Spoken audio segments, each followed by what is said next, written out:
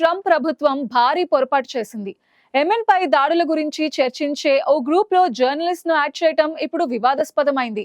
America రక్షణ మంత్రి, vice president సహా పలువురు ప్రముఖులున్న గ్రూప్ లో యెమెన్ పై దాడుల గురించి చర్చించారు.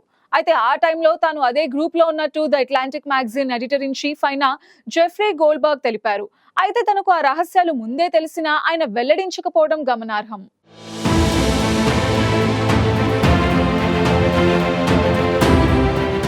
అగ్రరాజ్యం అమెరికా అంటే శత్రు దుర్భేద్యమైన దేశంగా చెబుతారు. అక్కడున్న సెక్యూరిటీ లేదా ఇంటెలిజెన్స్ వ్యవస్థ ఏ దేశంలో లేదనే పేరుంది. కానీ ఇప్పుడు ట్రంప్ ప్రభుత్వం అతిపెద్ద తప్పు చేసింది. అధ్యక్ష భవనమైన వైట్ హౌస్ అధికారుల నిర్లక్ష్యం ఇప్పుడు అమెరికాలో చర్చనీయాంశంగా మారింది. గత కొన్ని రోజులుగా హౌతీల స్థావరాలే టార్గెట్గా అమెరికా యెమెన్లో భీకర దాడులు చేస్తోంది. ఈ యుద్ధ ప్రణాళిక పొరపాటున ముందే మీడియాకు లీక్ అయింది. రహస్యంగా ఉండాల్సిన యుద్ధ ప్రణాళికను వైట్ హౌస్ అధికారులు తెలియకుండానే ఒక జర్నలిస్టుతో పంచుకోవడం ఈ వివాదానికి కారణమైంది.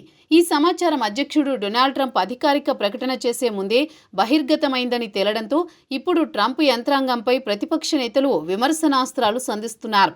అమెరికా రక్షణ మంత్రి Pete Hegseth, vice president JD Vance సహా పలువురు ప్రముఖులు ఉన్న వాట్సాప్ లాంటి సిగ్నల్ అనే గ్రూప్ అనే చాట్లోకి జెఫ్రీ గోల్డ్బర్గ్ అనే ఒక జర్నలిస్ట్ పొరపాటున సభ్యుడిగా చేశారు. అయితే ఈ గ్రూప్లో యెమెన్ పై యుద్ధ ప్రణాళికలను చర్చించుకున్నారు. The Atlantic magazine editor in chief అయిన జెఫ్రీ గోల్డ్బర్గ్ ఈ విషయం బహిర్గతం చేశారు.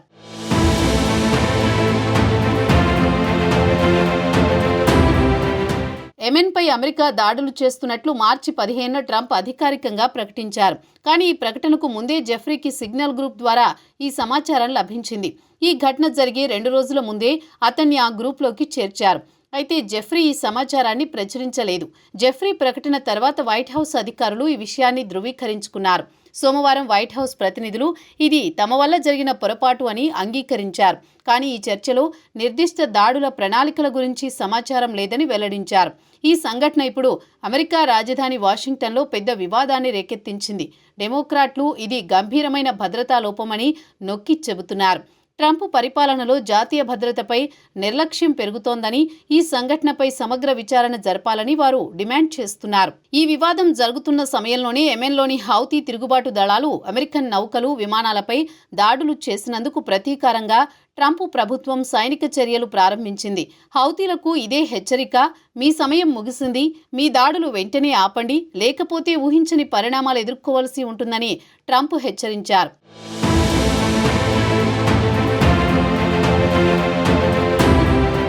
మరోవైపు ట్రంప్ యెమెన్పై దాడులను ప్రకటించడానికి ముందే సిగ్నల్లోని గ్రూప్ చాట్ ద్వారా తనకు నోటిఫికేషన్ వచ్చిందని జెఫ్రీ గోల్డ్బర్గ్ తెలిపారు. తనను 2 రోజుల ముందే గ్రూప్లో యాడ్ చేశారని తెలిపారు.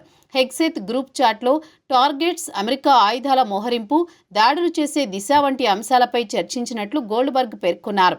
ఆ విధంగానే దాడులు సైతం జరిగాయని ఆయన వెల్లడించారు.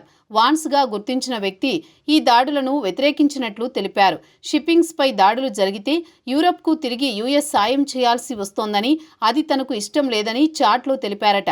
అయితే జాతీయ భద్రతా సలహాదారు మైక్ వాల్జ్, హెగ్సెత్లు యెమెన్పై దాడులు చేసేంత సామర్థ్యం అమెరికాకు మాత్రమే ఉందన్నారని గోల్డ్బర్గ్ తెలిపారు. గోల్డ్బర్గ్ తనకు ఈ ప్రణాళిక ముందే తెలిసినా ఆయన బయట పెట్టలేదు. ఇక ఈ లీక్పై అమెరికా ప్రెసిడెంట్ ట్రంప్ సైతం స్పందించారు. దీనిపై తనకు ఎలాంటి సమాచారం లేదన్నారు. గ్రూప్ చాట్లోకి అనుకోకుండా జర్నలిస్ట్ ఎలా వచ్చారనే దానిపై విచారణ జరుపుతున్నట్లు జాతీయ భద్రతా మండలి ప్రతినిధి బ్రియాన్ హ్యూస్ పేర్కొన్నారు. ఇదిలా ఉండగా ఇజ్రాయెల్ నౌకలపై దాడుల్ని పునరుద్ధరిస్తామని ప్రకటించిన యెమెన్ తిరుగుబాటు దళం హౌతీలపై అమెరికా దాడులు చేస్తోంది. ప్రపంచంలో ఎక్కడైనా జలమార్గాల్లో అమెరికా వాణిజ్య నౌకాదళ నౌకలు స్వేచ్ఛగా వెళ్లకుండా ఏ ఉగ్రశక్తి ఆపలేదని ట్రంప్ స్పష్టం చేశారు. హౌతీలకు మద్దతు ఇవ్వడాన్ని నిలిపివేయాలని ఇరాన్ను హెచ్చరించారు. ఈ దాడుల్లో 50 మందికి పైగా మృతి చెందగా అనేక మంది గాయపడినట్లు అధికారులు తెలిపారు.